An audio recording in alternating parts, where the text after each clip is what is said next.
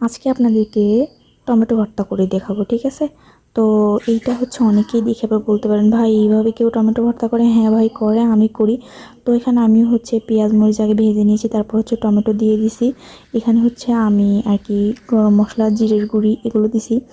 দেওয়ার পর হচ্ছে দেখেন আমি বারবার হচ্ছে আর কি ঢাকা দিয়ে দিতেছি, আর এইটা থেকে অনেকটাই আর কি পানি উঠতেছিল টমেটোটা, যাতে আর কি এই টমেটোর পানিটা দিয়ে আমার টমেটোটা একদম সিদ্ধ হয়ে যাবে। তো আমি হচ্ছে বারবার একটু করে আর কি এগুলোকে মানে আর কি গলাই নিতেছি, ঠিক আছে? তো এই তো দেখেন আমার এই পর্যায়ে হয়ে আসছে। তো এই পর্যায়ে আমি হচ্ছে এর ভিতরে 2টা ডিম দিয়ে দেব। তো যারা এটা আর কি অনেকেই বলতে পারেন যে এইভাবে আবার কেউ টমেটো ভর্তা খায় নাকি? ভাই একবার ট্রাই করে দেখেন, আপনিও মানে এটার প্রেমে পড়ে যাবেন, ঠিক আছে?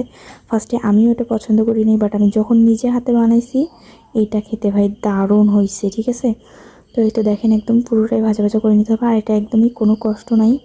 তো খেতেও অনেক ভাল লাগে, ঠিক আছে? এভাবে ছাড়া আমার জামাই ভাই ভর্তা খায় না, যার কারণে আমার এটা রেগুলার বানাইতেই হয়। রেগুলার না, মাঝে মধ্যে বানাই, ঠিক আছে?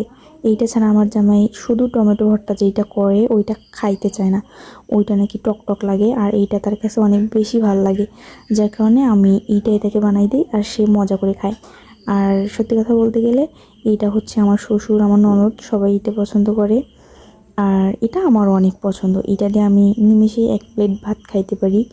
তো যারা আর কি ট্রাই করেনি তারা ট্রাই করে দেখতে পারেন।